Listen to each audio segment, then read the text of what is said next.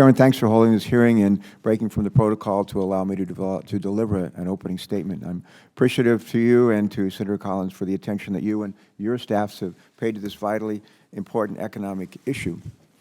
For some time now, my subcommittee and I have been sounding the alarm about the dire financial situation facing the Postal Service.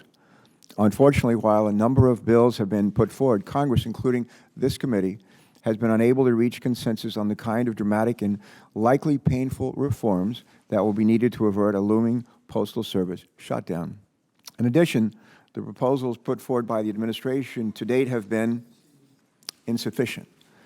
Today, just a few weeks after narrowly avoiding the first ever default by the federal government, we may be just a few weeks away from the first ever default of the Postal Service. That default, if permitted to happen, would be embarrassing and dangerous. In fact, it would pave the way for postal insolvency by this time next year, if not sooner. While the Office of Management and Budget unfortunately declined to testify at this hearing to discuss the administration's plans for preventing the Postal Service from failing, it is my hope that the discussion we have here today will jumpstart the process of developing a bipartisan, bicameral consensus around the reforms necessary to restructure the Postal Service's finances and transform its operations to reflect the uncertain future that it faces. Postmaster General Donahue will testify today that the Postal Service's finances continue to deteriorate.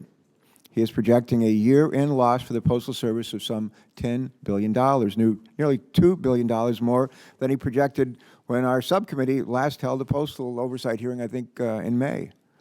It will not be able to make the $5.5 billion retiree health payment due on September 30th. Come October, it will have exhausted its line of credit with the Treasury and will have only enough cash on hand to get by. Then, under what is likely the best-case scenario, cash will be completely exhausted by the next summer, and the Postal Service, absent any lifeline from Congress or the administration, a Congress and administration that are short on lifelines these days, will likely be forced to close its doors. If the Postal Service were to fail, the impact on our economy would be dramatic. As Postmaster General Donahue and others have pointed out time and time again, the Postal Service operates at the center of an industry that employs millions of people. These men and women don't just work at the Postal Service.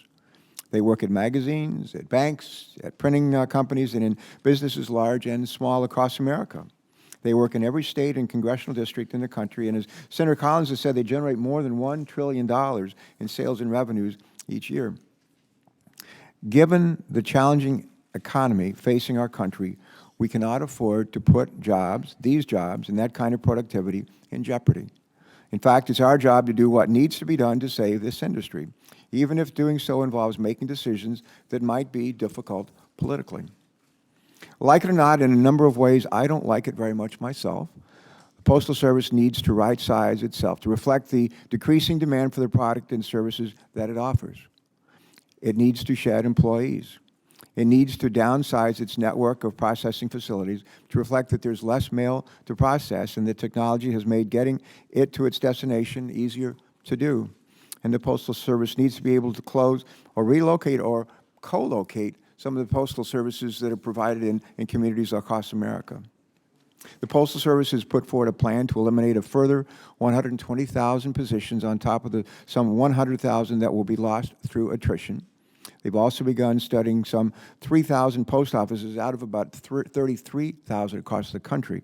But looking at 3,000 post offices for closure or for co-location with other businesses. The Postal Service is expected to propose similarly dramatic changes to its processing network in the next week or so.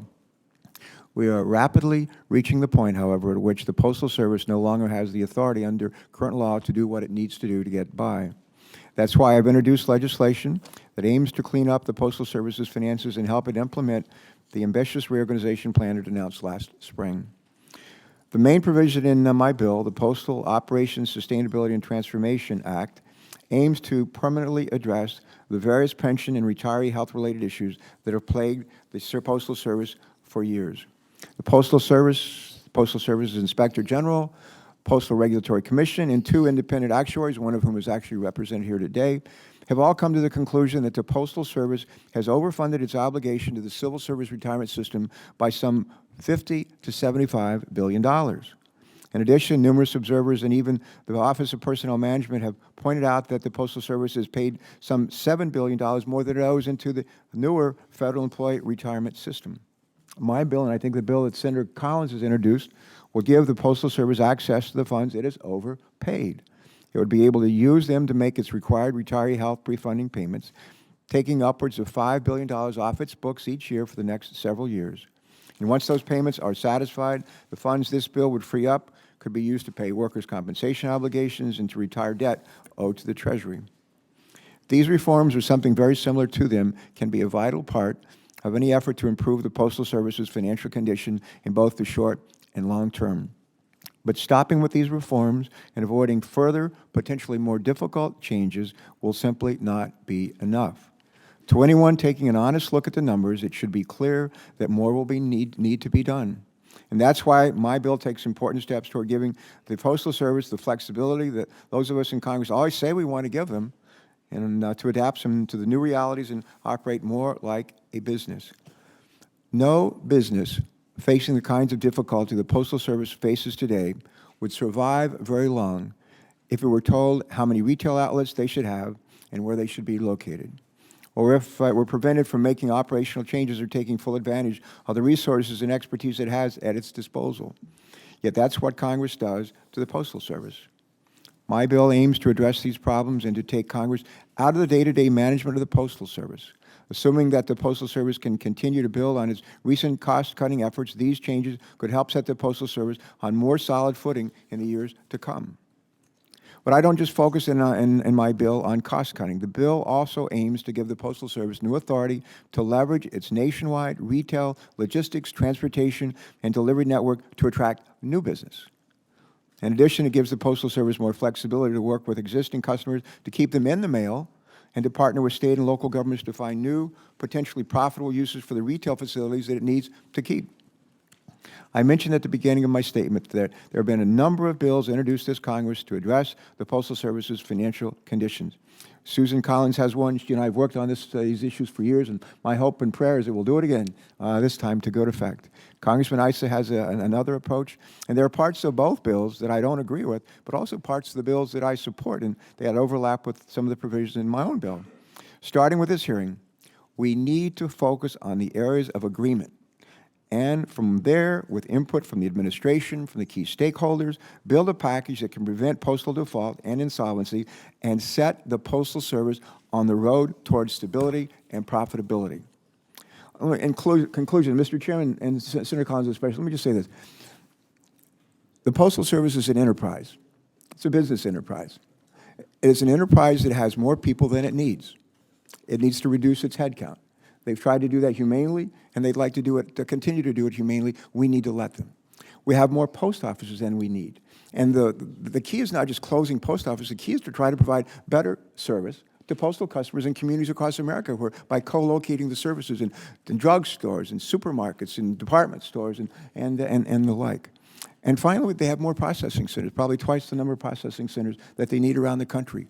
They need to reduce the number of processing centers. And as they do those things, we need to get out of the way. There's not a huge bailout that's needed here, but a large part what we need is to let the Postal Service act more like a business, and then to come up with even more great ideas like flat rate boxes and last mile delivery, that kind of stuff. And if you do that, and we do our job, I think the Postal Service is going to be here for a lot longer. Thanks so much.